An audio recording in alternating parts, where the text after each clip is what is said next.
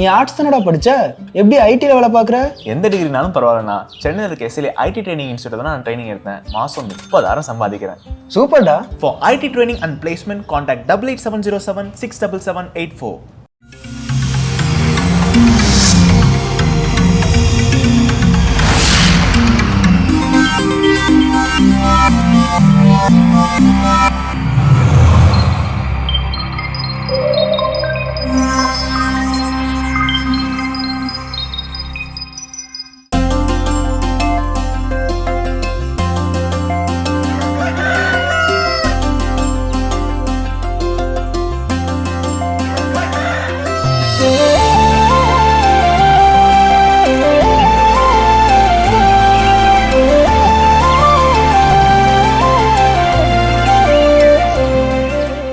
நேயர்கள் அனைவருக்கும் இனிய காலை வணக்கம். எங்களுடன் இருந்து நீங்கள் பார்க்கவிருப்பது மாதா தொலைக்காட்சியின் கடவுள் வணக்கம். வணக்கம் ஜோஸ். வணக்கம் மேம், எப்படி இருக்கீங்க? ரொம்ப நல்லா இருக்கேன். நீங்க எப்படி இருக்கீங்க? எல்லா நாள் போலவே உற்சாகம் மகிழ்ச்சியோட நாள. கண்டிப்பா எனக்கு வருத்தம் இருக்கு. 4 நாள் ஒரே காஸ்டியூம் போட்டு உட்காந்து இப்படி நீங்க சொல்லு. அதான் உண்மையிலேயே வந்து நீங்க இல்ல வேளாங்கண்ணி இல்ல கல்பனா எல்லாருக்குமே என்ன சொல்லக்கூடிய விஷயம், 4 நாள் ஒரே காஸ்டியூமா போட்டு எப்படி 2 நாள் ஒரு காஸ்டியூம் சேஞ்ச் பண்ணி டைம் கொடுக்குறீங்களா? ஏன் இப்படி பண்றீங்க? இருந்தாலும் பரவாயில்ல, அதனால மக்கள் கண்டுக்க மாட்டாங்க. நாளை 8 நாளைக்கு ஒரே சட்டெல்லாம் போட்டு உட்கார்ந்து இருக்கிறேன். நீங்க போடுங்க, பசங்க அதை பத்தி கவலைப்படுறதே இல்லை. ஓகே, மகிழ்ச்சியோட நாளை தொடங்கி இருக்கிறோம். இன்னைக்கான கதை என்ன அப்படின்னு பாத்தீங்கன்னா, ஒரு ஒரு ஒரு ஹஸ்பண்ட் அண்ட் ஒய்ஃப், அவங்க ஃபேமிலி, அந்த கணவர் ஏதோ தவறு செஞ்சுட்டாருன்னு சொல்லி ஒரு தூக்கி என்ன பண்ணிட்டாங்க, ஜெயிலில் போட்டாங்க, சிறைச்சாலையில் இருக்கிறார். அப்போ சிறைச்சாலையில் இவங்களுக்கும் அவங்களுக்கு இருக்கக்கூடிய ஒரே தொடர்பு என்னன்னா கடித போக்குவரத்து தான் ஒரே வழி. ஆனால் இந்த சிறைச்சாலையில் பார்த்தீங்க அப்படின்னா இவர் எழுதக்கூடிய கடிதம் அந்த அம்மாவுக்கு போறதுக்கு முன்னாடி அதை சிறையில படிச்சுட்டு தான் என்ன பண்ணுவாங்க, அனுப்புவாங்க. அதே போல அந்த அம்மா எழுதக்கூடிய கடிதத்தை படிச்ச பிறகுதான் இவர்கிட்ட என்ன பண்ணுவாங்க. இதாங்க நான் ஹாஸ்டல் படிக்கும் போது இருந்துச்சு. லெட்டர் எழுதும் போது என்ன எழுதுறீங்கன்றத படிச்சுட்டு தான் போஸ்ட் பண்ணுவாங்க. அவங்க தான் ஒட்டி போஸ்ட் பண்ணுவாங்க. வர லெட்டரையும் அவங்க பிரிச்சு படிச்சு பார்த்து தான் எங்ககிட்ட கொடுப்பாங்க. ஹாஸ்டல்ல மேபி உங்க ஹாஸ்டல் ஒரு ஜெயில் ஹாஸ்டல். ஓகே, இங்கே அதே மாதிரி அவருக்கு இதுதான் நடந்திருக்குது. இப்போ ஒரு நாள் அந்த அம்மா என்ன பண்ணிருக்கு, லெட்டர் எழுதி அனுப்பியிருக்கு. நீங்களும் சிறையில் இருக்கிறீங்க, வீட்டுக்கும் போதுமான வருமானம் அப்படிங்கிறது இல்லை. அதனால என்ன ஐடியா வச்சிருக்கேன்னா, வீட்டுக்கு பின்னாடி இருக்கக்கூடிய அந்த நிலத்தை நான் உழுது அதில் ஏதாவது பயிரிட்டு அதுல இருந்து என்ன பண்ணிக்கலாம், காய்கறி உண்டு பண்ணி அதை பக்கத்தில் சின்ன சின்ன கடையில் விற்று நான் கொஞ்சம் பொருள் ஈட்டலாம்னு முடிவு பண்ணியிருக்கிறேன். ஆனால் அதில் ஒரு பெரிய பாறாங்கல் நடுவில் இருக்குது. அந்த இதை எப்படி நகட்டுறதுன்னு எனக்கு தெரியல, எனக்கு ரொம்ப கஷ்டம். என்ன முடிவு எடுத்தாலும் அதில் ஏதாவது ஒரு கஷ்டம் இருக்குதுன்னு சொல்லி என்ன பண்ணிருக்கேன், அந்த அம்மா எழுதி அனுப்பியிருக்குது. வழக்கம் போல சிறை அதிகாரி என்ன பண்ணிருக்காங்க, குறிச்செல்லாம் படிச்சு பார்த்துட்டு அதை கொடுத்துட்டாங்க. இவர் என்ன பண்ணுறாரு, எல்லாம் படிச்சு பார்த்துட்டு இவர் என்ன பண்ணுற, பதிலுக்கு ஒரு கடிதம் எழுதியிருக்கிறார். இந்த கடிதத்தை சிறைச்சாலையில படிச்சுட்டாங்க. திருதுப்புணும் இன்னொரு நாள் அடுத்த இதுக்கப்புறம் சில இன்சிடென்ட்ஸ் நடக்குது. நடந்த பிறகு திரும்ப அந்த அம்மா என்ன பண்ணுது, கடிதம் எழுதி அனுப்புது. என்னங்க, உங்க கடிதம் கிடைச்சது, ஆனா அந்த கடிதத்துக்கு முன்னாடியே சிலர் வந்தாங்க. எங்க இருந்து வந்தாங்க தெரியாது, திமுன்னு வந்தாங்க. ஒரு 7-8 பேர் பின்னாடி இருக்கக்கூடிய நிலத்துல அந்த பாறையெல்லாம் எடுத்து என்ன பண்ணாங்க, தோண்டி பாறையை தூக்கி தூர போட்டாங்க. அப்புறம் அவங்களுக்குள்ளே உட்காந்து பேசினாங்க. அப்புறம் போயிட்டாங்க. அவங்க கடிதத்தை நான் வாசிச்சு பார்த்தேன். அதுல நீங்க எழுதி இருந்தீங்க, இந்த மாதிரி அந்த இடத்த எதுவும் செஞ்சிடாத, அந்த பாறைக்கு அடியில தான் நான் திருடுன தங்கத்தெல்லாம் என்ன பண்ணிருக்கிறேன், புதைச்சி வச்சிருக்கிறேன் அப்படின்னு நீங்க எழுதிருந்தீங்க. அவங்களும் வந்து தோண்டி பார்த்தாங்க, அப்படி தங்கம் எதுவுமே கிடைக்கலையேங்க அப்படின்னு நம்ம என்ன பண்ணிருக்கு. இவர் திரும்ப பதிலுக்கு என்ன பண்ணிருக்காரு, அங்க தங்கமும் இல்ல ஒண்ணும் இல்ல, ஒன்னால கஷ்டப்படக்கூடாதுன்னு இப்படி எழுதுனாத்தான் இவங்க என்ன பண்ணுவாங்க, படிச்சுட்டு தான் உன்கிட்ட கொடுப்பாங்க. படிச்சதுனால தங்கத்தை தேடி அந்த இடத்துக்கு என்ன பண்ணிருப்பாங்க, வந்திருப்பாங்க. இப்ப நமக்கு வேலை ஆச்சு இல்லையா, எனக்கு அந்த பாறை போயிருச்சு, நீ என்ன பண்ணு, விவசாயம் பண்ணிக்கோ. சோ சில நேரங்கள்ல நமக்கு சுத்திய வந்து அறிவா யூஸ் பண்ணிக்கணும். கண்டிப்பாக. சூப்பர். இந்த சிந்தனையோட நாளை தொடங்கலாம். இப்ப ஆலய தரிசனம் பார்க்கலாம்.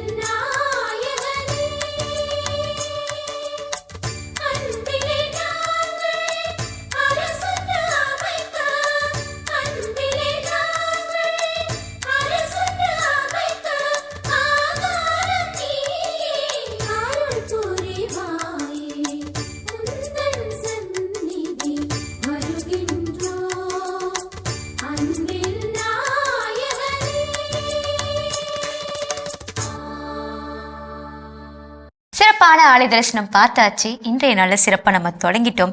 நீங்க சொன்ன மாதிரி அந்த ஜெயிலில் நடந்த விஷயம் வந்து பார்த்தீங்கன்னா சிறப்பாக அறிவை யூஸ் பண்ணி அவர் வந்து கடிதத்தின் மூலமா யூஸ் பண்ணிக்கிட்டாரு. பல நேரங்கள் நம்ம இப்படிதான் இல்லையா, கடிதத்துல ஏதோ எழுதி அது வந்து ஏதோ நடந்து பல நன்மைகள் வழியா நமக்கு முடியுது.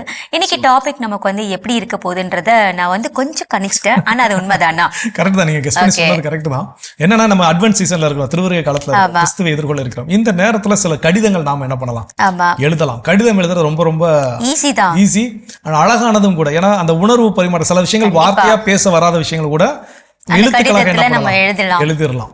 நான் எங்கள் வீட்டிலலாம் ஒரு டைம் என்ன பண்ணிட்டேன், சண்டை போட்டு போச்சு, சண்டை ஆகி போச்சு. வீட்டில் ஏதாவது கேட்ட பைக் என்ன பண்ணலாம் வாங்கி கொடுக்கலன்னு சொல்லிட்டு சண்டை போட்டு லெட்டர் வச்சுட்டு நான் ஸ்கூலுக்கு போயிட்டேன். ஸ்கூலுக்கு தான் போனேன், ஓடிலாம் போல. அந்த லெட்டர் ஒரு மாடுலேஷன், நான் எழுதின மாடுலேஷன் ஒன்று, அவங்க படித்த மாடுலேஷன் ஒன்று. அது என்ன ஆகி போச்சுன்னா, ஐயோ வீட்டை விட்டு போயிட்டான், என்னமோ பண்ணிட்டான் போலன்னு சொல்லி ஸ்கூலுக்கு தேடி வந்துட்டாங்க. ஸ்கூலுக்கு தேடி வந்தால் என்ன ஆகி போச்சுன்னா, ஏற்கனவே 2-3 சப்ஜெக்ட் நம்ம அப்போ ஃபெயிலு. அது என்ன ஆயிடுச்சு, வீட்டுக்கு தெரியாமல் ரொம்ப நாளாக பாதுகாத்துட்டு வந்தேன். அந்த விஷயம்லாம் எனக்கு என்ன ஆகி போச்சுன்னா உடஞ்சு போச்சு. ஸோ இப்போ சில நேரங்கள் நம்ம எழுதக்கூடிய கடிதங்கள் இப்படியும் முடியும். ஸோ ஆனால் அந்த கடிதங்கள் ரொம்ப அழகானது. அப்போ இந்த திருவருகை காலத்தில் நம்ம சிலருக்கு கடிதங்கள் எழுதலாம் போனால் யார் யாருக்கு என்னென்ன எழுதலாம். அப்போ அதில் முதல்ல யாருக்குன்னா நம்முடைய ஆண்டவராம் இயேசு கிறிஸ்துவுக்கு ஒரு கடிதம். என் வாழ்வில் பெற்ற எல்லா நன்மைகள் என்னென்ன அதுக்கு ஒரு நன்றி சொல்லி, இன்னும் நான் என்னென்னலாம் விரும்புகிறேன் அதையும் கேட்டு எழுதி, எந்த அளவுக்கு நான் கடவுளை அன்பு செய்கிறேன். கண்டிப்பா பல நேரம் நம்மளோட லெட்டர் எப்படி தான் இருக்கும், ஒரே விண்ணப்பமா தான் இருக்குமே. அந்த விண்ணப்பத்தையும் தாண்டி நம்ம வந்து இந்த மாதிரி கடிதங்கள் எழுதும் போது கடவுளுக்கும் ஒரு சந்தோஷம் இருக்கும் இல்லையா? நிச்சயமா நமக்கே நம்மள தோணும், ஓகே கடவுள் இவ்வளவு ஆசீர்வாதங்களால் நம்மளை நிறைச்சிருக்கிறாரா அப்படின்னு நமக்கு தோணும். சோ கடவுளுக்கு முதல் கடிதத்தை எழுதுங்க. சூப்பர், தொடர்ந்து பேசலாம். இப்ப அடுத்த பகுதியை பார்க்கலாம்.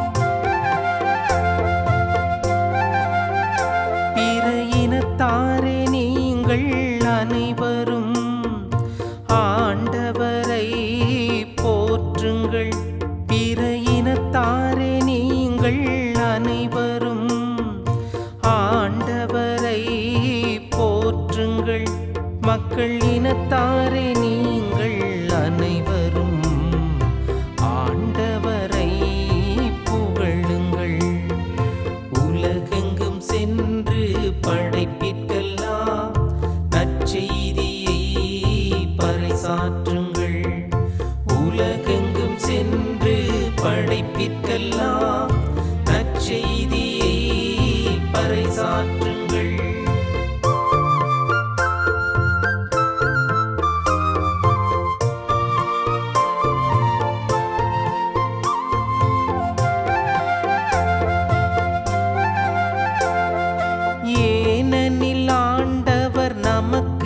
காட்டும் மாறாத அன்பு மிக பெரியது. ஏனெனில் ஆண்டவர் நமக்கு காட்டும் மாறாத அன்பு மிக பெரியது. அவரது உண்மை என்றென்றும் நிலைத்துள்ளது. உலகெங்கும் சென்று படைப்பிற்கெல்லாம் நற்செய்தியை பறைசாற்றுங்கள். உலகெங்கும் சென்று படைப்பிற்கெல்லாம் நற்செய்தியை பறைசாற்றுங்கள். ஆண்டவர் இயேசு கிறிஸ்துவில் எனக்கு பிரியமான சகோதர சகோதரிகளே, மாதா தொலைக்காட்சியினுடைய அன்பு நேயர்களே, தினம் ஒரு திருப்பாடல் எனும் நிகழ்ச்சி வாயிலாக உங்கள் ஒவ்வொருவரையும் சந்திப்பதில் மிகுந்த மகிழ்ச்சி அடைகின்றேன்.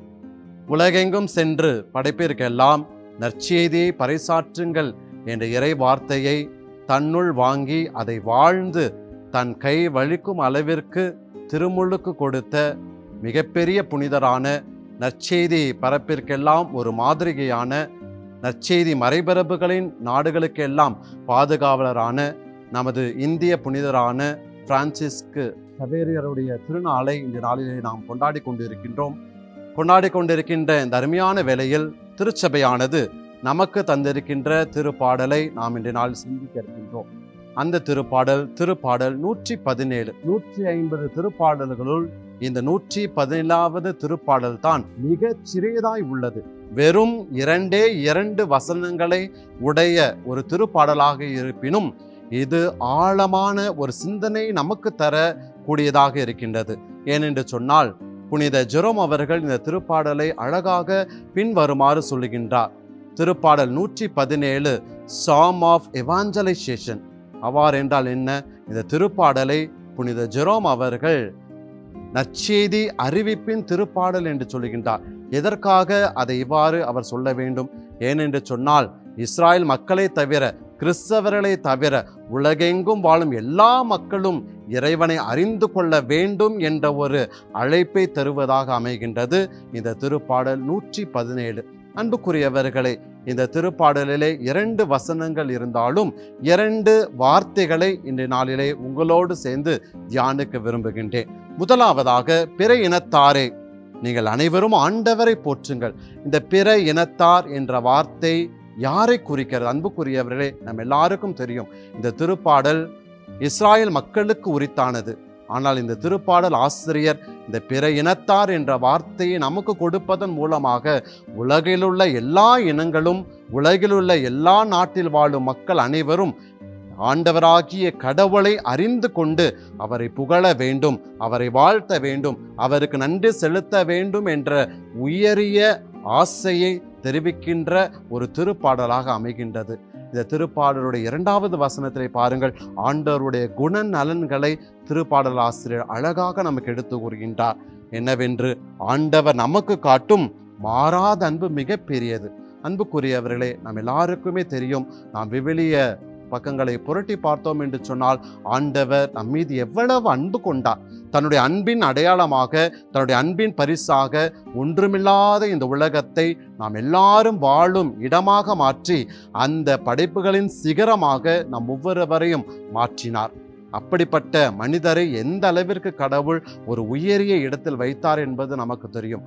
ஆக தந்தைக்குரிய ஒரு ஆசையோடு, தந்தைக்குரிய மனப்பான்மையோடு பிள்ளைகளுக்கு என்னென்ன, எந்த நேரத்தில் என்ன செய்ய வேண்டும் என்பதை அறிந்து கொண்டவராக இருந்தவர் தான் நம் கடவுள். அப்படிப்பட்ட கடவுள் தன் அன்பை வெளிப்படுத்தும் விதமாக நம்மிடையே உடன்படிக்கை செய்து கொண்டார். பாருங்கள், எவ்வாறு ஒரு பெற்றோருடைய வார்த்தையை பிள்ளைகள் கேட்காமல் இருப்பது போல உடன்படிக்கை செய்து கொண்டாலும் பல நேரங்களிலே நாம் விடுதலை பயண நூலிலே பார்த்தோம் என்று சொன்னால் பெற்றோருக்குரிய முறையில் கடவுள் கவனித்தாலும் குழந்தைகளுக்குரிய முறையிலே இஸ்ராயல் மக்கள் ஆண்டவருடைய வார்த்தைக்கு அவர்கள் முழு ஒத்துழைப்பு கொடுப்பாமல் இருப்பதை நாம் பார்க்கின்றோம். எங்களுக்கு உணவில்லையே, நாங்கள் எகிப்தில் சந்தோஷமாக இருந்தோமே என்று சொல்லி ஆண்டவருக்கு எதிராக அவர்கள் முணுமுணுத்தார்கள். எங்களுக்கு தண்ணீர் இல்லையே, சாகவா எங்களை கொண்டு வந்தீர் என்று சொல்லி கடவுளுக்கு எதிராக பேசினார். ஆனால் பாருங்கள், கடவுள் அவர்களை அறிந்து கொண்டார். நீங்கள் என்னை நோக்கி என்ன கேள்வி வேண்டும் என்றாலும் எழுப்பலாம். ஏனென்று சொன்னால் நான் உங்களை அழைத்த கடவுள், நீங்கள் என் பிள்ளைகள் என்று சொல்லி தந்தைக்குரிய பாசத்தோடு இந்த பிள்ளைகள் எப்படிப்பட்ட ஒரு தவறை செய்தாலும் அதை மன்னிக்கின்ற கடவுளாக இருப்பதன் வழியாகத்தான் அதை நமக்கு தெரிவிக்கும் பொருட்டுதான் திருப்பாடல் ஆசிரியர் அழகாக இந்த திருப்பாடலை சொல்லுகின்றார். ஆண்டவர் எப்படிப்பட்டவர்? மாறாத அன்பு கொண்டவர். அப்படிப்பட்ட மாறாத அன்பு கொண்ட தெய்வத்தை நாம் ஒவ்வொரு நாளும் நினைந்து அவருக்கு நன்றி செலுத்தி போற்றி புகழ வேண்டும் என்று சொல்லி இந்த திருப்பாடல் நமக்கு அழைப்பு கொடுக்கின்றது. அன்புக்குரியவர்களே, ஆகவே ஒவ்வொரு முறையும் நாம் திருப்பாடலை சிறப்பாக இந்த திருப்பாடல் 117 எடுத்து வாசித்து ஜெபிக்கும் போதெல்லாம் இறைவன் நம் ஒவ்வொருவரையும் படைத்து பராமரித்து வருகின்ற கடவுளாக இருக்கின்றார். நம்மை அன்பு செய்யும் கடவுளாக இருக்கின்றார். நாம் எவ்வளவு தவறு செய்தாலும் அந்த தவறை மனதில் கொள்ளாமல் மாறாத அன்பு, பேரன்பு கொண்டவராக நம் கடவுள் இருக்கிறார் என்பதை உணர்ந்து கொண்டவர்களாக இந்த திருப்பாடலை வாசிக்க நாம் வரம் வேண்டி ஜெபிப்போமா?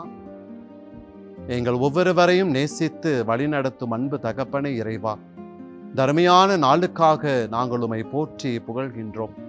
இந்த திருப்பாடல் எங்களுக்கு கொடுக்கின்ற அழைப்பின் பெயரிலே நாங்கள் உம்மை மிகுந்த அன்பு செய்யவும், எங்கள் மீது நீர் மாறாத அன்பு கொண்டிருக்கிறீர் என்பதை ஒவ்வொரு நாளும் நாங்கள் உணர்ந்து கொண்டு அந்த அன்பை சுவைத்து அதை பிறருக்கும் நாங்கள் அளிக்கக்கூடிய நல்வரத்தை தந்தரள வேண்டும் என்று நாங்கள் ஜெபிக்கின்றோம்.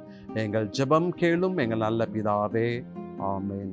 அருமையான தினம் ஒரு திருப்பாடல் பகுதி பார்த்துட்டோம். இன்னைக்கான திருப்பாடலும் கேட்டாச்சு. அதோட நாம இன்னைக்கு பேசிட்டு இருக்கிறோம். இந்த திருவருகை காலத்தில் நம்ம யாருக்கெல்லாம் கடிதங்கள் எதுக்காகலாம் எழுதலாம் அப்படின்னு சொல்லி அதில் அடுத்தது என்ன சொல்றாங்க? நமக்கு நாமே எழுதிக்கணும் அப்படின்னு சொல்றாங்க. யாருமே இதை செஞ்சிருக்க மாட்டாங்க. ஏன் நமக்கு நாமே எழுதிக்கணும் அப்படின்னு பார்க்கும் பொழுது, இந்த வருடத்தில் நான் என்னெல்லாம் செஞ்சேன், இன்னும் நான் என்னெல்லாம் சேஞ்ச் பண்ணிக்கணும், இந்த வருடத்தில் நான் என்ன தவறு செஞ்சுக்கிட்டேன், என்ன திருத்திக்கணும் அப்படின்னு சொல்லிட்டு நம்ம ஒரு கடிதமா எழுதும் பொழுது நமக்குள்ள பல கேள்விகளும் வரும், பல பதில்களும் நமக்கு கிடைக்க வாய்ப்புகள் நிறையவே இருக்கு. நிச்சயமாக என்னை பற்றிய ஒரு மீள்பார்வை, என்னை பற்றிய ஒரு புரிதல் நிச்சயமா அந்த கடிதம் கொடுக்கும். நிச்சயமா எழுதி பழகுவோம். இன்னும் வேற என்ன கடிதங்கள் யார் யாருக்கெல்லாம் எழுதலாங்கிறத தொடர்ந்து பேசுவோம். ஓகே.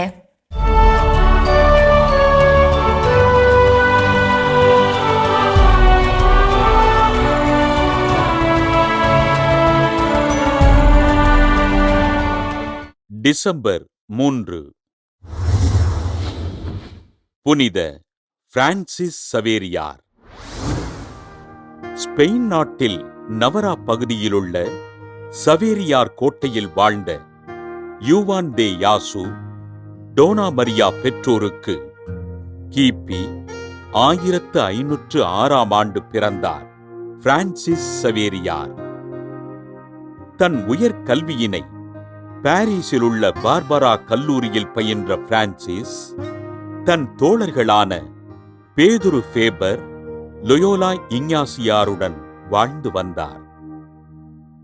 ஒருவர் உலகமெல்லாம் தனதாக்கிக் கொண்டாலும் தன் ஆன்மாவை இழப்பாரெனில் அதனால் அவருக்கு கிடைக்கும் பயன் என்ன எனும் ஆண்டவரின் வார்த்தையினை லொயோலா இஞ்ஞாசியாரின் வாயிலாக கேட்ட பிரான்சிஸ் தன் வாழ்வினை இறைவனுக்கு அர்ப்பணித்தார்.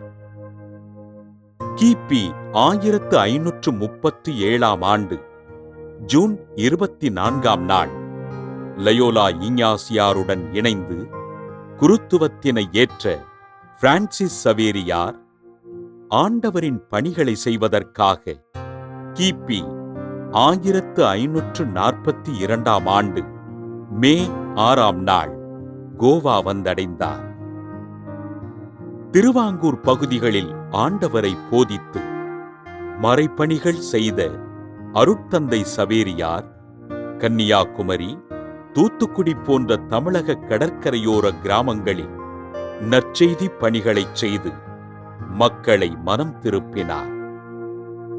சென்னைக்கு வருகை தந்து சாந்தோம் பேராலயத்தில் வழிபாடுகள் செய்து புனித மயிலை அன்னையிடம் ஜெபித்த இவர் சென்னையின் பல பகுதிகளில் ஆண்டவரை அறிவித்து இறைப்பணிகள் செய்தார். கிபி 1545 மற்றும் 1547 ஆண்டுகளில் மலாக்கா சென்று மறைப்பணிகளை செய்த சவேரியார் கிபி 1549 ஜப்பான் சென்று ஆண்டவரின் பணிகளைச் செய்தார். கிபி 1552 கோவா திரும்பிய அருட்தந்தை பிரான்சிஸ் சவேரியார் சில தினங்களில் சீன நாட்டிற்கு கப்பல் ஏற போகும் வழியில் உடல் நலம் குன்றி கிபி 1552 டிசம்பர் 3 விண்ணகமடைந்தார்.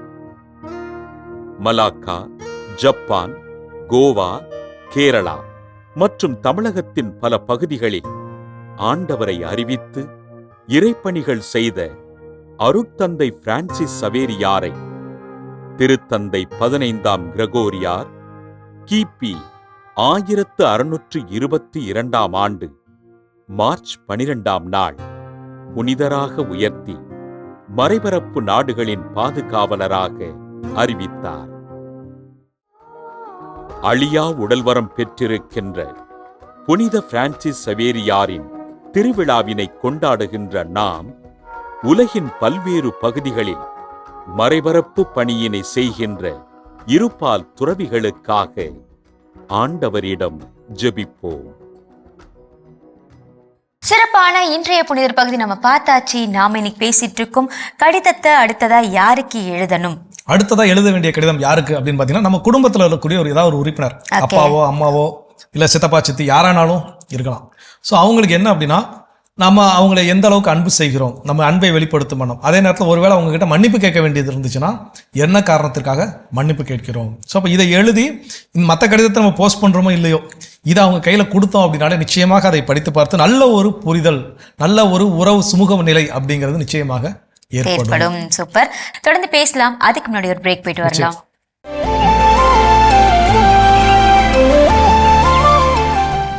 மாதா தொலைக்காட்சி அன்புள்ளங்கள் அனைவருக்கும் அன்பான வாழ்த்துகளும் வணக்கங்களும். கடவுள் வணக்கம் சிறப்பு பகுதி நிகழ்ச்சியில் இன்று செயின்ட் மான்ஃபோர்ட் அருட் சகோதரர்களால் நடத்தப்படும் சென்னை அடையாறில் உள்ள send Louis institute for the deaf and dump என்ற பள்ளியில் 51 ஆண்டுகள் ஆசிரியராக பணி செய்து அந்த அனுபவத்தை இன்று நம்மோடு பகிர்ந்து கொள்ள வந்திருப்பவர் திருவாளர் டி. இருதயராஜ் தாமஸ் அவர்கள். அன்னாரை உங்கள் அனைவரின் சார்பாக நிகழ்ச்சிக்கு அன்புடன் வரவேற்கின்றேன். வணக்கம் சார். வணக்கம் சார். எப்படி இருக்கிறீங்க சார்? நல்லா இருக்கேன் சார். ஒரு சிறப்பான நாளில் உங்களை சந்திக்கிறது ரொம்ப மகிழ்ச்சியாக இருக்குது. Saint Louis institute of deaf and dumb அந்த பள்ளியில் வந்து கிட்டத்தட்ட 51 ஆண்டுகள் வந்து ஆசிரியராக நீங்கள் பணி செஞ்சிட்ருக்கிறீங்க அப்படின்னு கேள்விப்படும் போதே ஒரு மிகப்பெரிய அனுபவம் அப்படிங்கிறத உங்ககிட்ட இருந்து எங்களால் கற்றுக்கொள்ள முடியும். கிட்டத்தட்ட 2-3 தலைமுறைகளுக்கான அனுபவத்தை உங்ககிட்ட இருந்து எங்களால் பெற்றுக்கொள்ள முடியும். நிகழ்ச்சிக்கு சிறப்பு அழைப்பாளராக வந்தது எங்களுக்கு ரொம்ப மகிழ்ச்சி. தொடக்கத்தில் உங்களை குறித்தும் உங்களுடைய குடும்பத்தினரை குறித்தும் கொஞ்சம் சொல்லுங்களேன் சார். என்னுடைய குடும்பம் வந்து திண்டிவனத்தில் இருந்து, திண்டிவனம் என்ற ஊர். அங்கே தான் மான்ஃபோர்ட் சகோதரர்கள் முதலாக இந்தியாவிலே 1903ஆம் ஆண்டு செயின்ட் ஜோசப்ஸ் இன்டர்நேஷனல் ஸ்கூல் என்ற பள்ளியை தொடங்கினார்கள். அந்த பள்ளியிலே படித்து அந்த பள்ளியிலே ஆசிரியராக என்னுடைய தந்தையார் இருந்தார். எனது தந்தையார் அந்த பள்ளியிலே ஆசிரியராக இருந்ததாலே நான் மான்ஃபோர்த்துவ தத்துவங்களையும் மான்ஃபோர்த்துவ வாழ்க்கை முறையையும் நன்றாக அறிந்து கொண்டவன் நான். என்னை படிக்க வைப்பதற்காக சலூஷ சபையிலே நடத்தப்படுகின்ற திருப்பத்தூர் ஊரிலே சேக்ரட் ஹார்ட் காலேஜ் என்ற கல்லூரியிலே நான் பிஎஸ்சி மேத்ஸ் படித்தேன். படித்து முடித்த பிறகு பிஎட் பட்டத்தை பெறுவதற்காக மெஸ்டன் ட்ரைனிங் கல்லூரி சென்னை ராயப்பேட்டையில் இருக்கிறது, அங்கே படித்தேன். படித்து முடித்த பிறகு எனக்கு உடனடியாக Saint Louis institute for the deaf and the blind Chennai அடையாறிலே வந்து சேர்ந்தேன் ஆசிரியராக 1974ஆம் ஆண்டு. 74ஆம் ஆண்டு அந்த பள்ளியிலே சேர்ந்த பிறகு வகுப்புகளை நடத்துகின்ற பொழுது எனக்கு கொடுக்கப்பட்ட மாணவர்கள் பார்வையற்ற மாணவர்கள், பார்வைத்திறன் குறைந்த மாணவர்கள். அவர்களுக்கு கணக்கு, ஆங்கிலம், அறிவியல் நடத்துவது என்பது ஒரு சவாலாக இருந்தது. அந்த சவாலை சந்திக்கும் வண்ணமாக அதற்கான ஒரு பயிற்சியை பூவிருந்த வள்ளியிலே 1974ஆம் ஆண்டு நான் பெற்றேன். அந்த அனுபவத்தின் பட்டயம் கொடுக்கப்பட்டது. அதன் பிறகு 1975ஆம் ஆண்டு முதல் 2009ஆம் ஆண்டு வரை அஃபிஷியலாக நான் அங்கே பிடி அசிஸ்டண்ட்டாக வேலை செய்தேன். அவ்வாறு வேலை செய்கின்ற பொழுது இந்த மான்ஃபோர்ட் சகோதரர்கள் எனக்கு தந்த ஊக்கமும் ஆக்கமும் நிறைய இருக்கின்றன எனது வாழ்விலே. சிறப்பாக குடும்பத்தினரை பற்றியும் உங்களுடைய தொடக்க கால கல்வி எப்படி பயின்றீங்க, அதுக்கு பயிற்சி எங்கே எடுத்துக்கிட்டீங்க அப்படிங்கிறதெல்லாம் சொன்னீங்க. நீங்கள் பேசும்போதே சொன்னீங்க 1974லேயே வந்து Saint Louis institute of deaf and டம்பில் வந்து நீங்கள் வேலைக்கு சேர்ந்ததாக. நிச்சயமாக ரொம்ப சவாலான ஒரு பணியாகத்தான் அது இருந்திருக்க வேண்டும். ஏன்னா ஒரு சாதாரண கேட்கும் திறன், பார்க்கும் திறன் இருக்கக்கூடிய குழந்தைகளுக்கு கற்றுக் கொடுப்பதே ஆசிரியர்களுக்கு சவாலான ஒன்றாக இருக்கின்றது. ஸோ இப்போ இந்த குழந்தைகள் சிறப்பு குழந்தைகள் அப்படிங்கிறப்போ அவங்களுக்கு பார்வை குறைபாடு அப்படிங்கிறது இருக்குது, செவித்திறன் குறைபாடு அப்படிங்கிறது இருக்குது. இவங்களுக்கு அந்த கற்றுக் கொடுக்கின்ற பொழுது தொடக்க காலத்தில் நீங்கள் அந்த எதிர்கொண்ட சவால்கள் ஏதாவது 1-2 சொல்ல முடியுமா சார்? நிச்சயமாக இருக்கின்றது. சவால்கள் நிறைந்த வாழ்க்கை தான் வாழ்க்கையே. அவர்களுக்கு சவால்கள் நிறைய இருக்கின்றது. எனவே தான் அவர்களுடைய பிளைண்ட் என்பதற்கு பதிலாக நாம் விஷுவலி சேலஞ்சு என்று சொல்கின்றோம். அந்த வார்த்தையை நாம் அழகான வார்த்தையை நாம் தருகின்றோம். அவர்கள் மாற்றுத்திறனாளிகள். அவர்களுக்கு வேண்டிய கல்வியை கொடுத்தால், வேண்டிய பயிற்சியை கொடுத்தால் நாம் என்னென்ன காரியங்களை செய்கின்றோமோ அத்தனையும் அவர்களால் செய்ய முடியும் என்பதுதான் எனது அனுபவ பாடம். அவளோடு நான் கற்பிக்கின்ற காலத்திலே, கணிதம் கற்பிக்கின்ற காலத்திலே எங்கெங்கெல்லாம் படங்கள் வருகின்றதோ, டயக்ராம்ஸ், அந்த இடங்களிலே நான் தவிப்பது உண்டு. அதற்காக எம்போஸ்டு டயக்ராம், வரைந்த படங்களை தடவி பார்த்து தெரிந்து கொள்ளுதல். அவர்களுக்கு பிரெயில் மிக முக்கியமானது. பிரெயில் அவர்களுக்கு எப்பொழுதுமே பார்வையற்ற மாணவர்களுக்கு நான் சொல்வது உண்டு, பிரெயில் உனக்கு மிக முக்கியமான ஒன்று. பிரெயிலை கற்றுக்கொண்டு நீ பிரெயில் மூலமாக உன் அறிவை வளர்த்து கொள்ள வேண்டும். அது மட்டுமல்லாமல் உனக்கு உதவியாக உனக்கு ஊன்றுகோல் உனக்கு அவசியம் தேவை, கேன் உனக்கு தேவை. இவை இரண்டுமே நான் குறிப்பிட்டு சொல்வேன். அவர்களுக்கு நிறைய நடைப்பயிற்சி தருகின்றோம். மொபிலிட்டி ட்ரைனிங் ஓஎன்டம் தருகின்றோம். ஓரியன்டேஷன் அண்ட் மொபிலிட்டி பள்ளியிலே நாங்கள் தருகின்றோம். இன்றளவிலும் தந்து கொண்டு இருக்கின்றோம். அவர்களுக்கு எங்கெங்கெல்லாம் அறிவியல் பாடங்களை கற்பிக்கின்ற பொழுது படங்கள் நிறைய வரும். அந்த அறிவியல் பாடங்களை கற்பிக்கின்ற பொழுது அவர்களுக்கு நாம் ஒரு எக்ஸ்பெரிமெண்ட், ஒரு ஆய்வை பற்றி சொல்லுகின்ற பொழுது, ஒரு சோதனையை பற்றி சொல்லுகின்ற பொழுது அவர்கள் கற்பனை வேறு விதமாக இருக்கும். அவளுக்கு நிச்சயமாக அது பரிச்சயமாக காட்டப்பட வேண்டிய ஒன்று. ஒரு குடுவையை எடுத்து கொண்டு வேணுமோ அந்த குடுவையை 250 மில்லிலிட்டர் குடுவை என்று சொல்கின்றோம். அந்த 250 மில்லிலிட்டர் குடுவையை அவர்களுக்கு கண்ணால் அவர்கள் தொட்டு பார்க்க வேண்டும். தொட்டு பார்க்கின்ற பொழுது அவர்கள் அறிந்து கொள்வார்கள். அல்லது கற்பனை அதிகமாக போயிடும். நான் 250 மில்லிலிட்டர் கொள்ளளவு என்று சொல்கின்ற பொழுது கொள்ளளவை பெரிதாக்கி கொள்ளலாம். கற்பனை பெரிதாக இருக்கும். எனவே அவர்களுக்குள்ள சில அந்த குறைகளெல்லாம் அறிந்து கொண்டு நாம் பயிற்சி நாம் படங்களை வரைந்து கொண்டு அவர்களுக்கு பாடங்களை தயாரிப்பு நமக்கு அதிகமாக தேவைப்படுகின்றது. கண்டிப்பாக. இப்போ நீங்கள் சொல்கிறப்ப எம்போஸ்டு டயக்ராம், ஓகே, நமக்கு வந்து அது அந்த தாளில் விட அது ஒரு தடிமனான ஒரு இதை கொடுக்கும். தடவியோ அவங்க தொட்டு பார்க்கின்ற பொழுது அது அவங்களால உணர்ந்து கொள்ள முடியும்.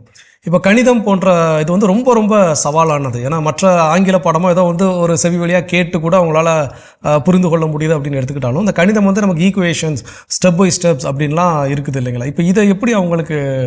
நிச்சயமாக அந்த கணிதம் போடுவதற்காக ஒரு ஃப்ரேம் இருக்கிறது. டெய்லர் ஃப்ரேம் என்று சொல்வார்கள். அந்த டெய்லர் ஃப்ரேம் என்பது அது உச்சிகளை அந்த இதில் போடுவது. அதில் வந்து சாதாரண கணக்குகளும் போடலாம், அல்ஜிப்ராவும் போடலாம். அல்ஜிப்ரா ஈக்குவேஷன் வரலாம் அந்த இந்த போர்டிலே போடலாம், அந்த டெய்லர் ஃப்ரேம்லேயே போடலாம். ஓகே, நிச்சயமாக போடலாம். அதில் வந்து எல்லா ஈக்குவேஷனும் எழுதலாம். ஈவன் கெமிஸ்ட்ரி ஈக்குவேஷனை கூட அதில் எழுத முடியும். அதே மாதிரி போனஹாம் ஆப்பரேட்டஸ்னு ஒன்று இருக்கிறது.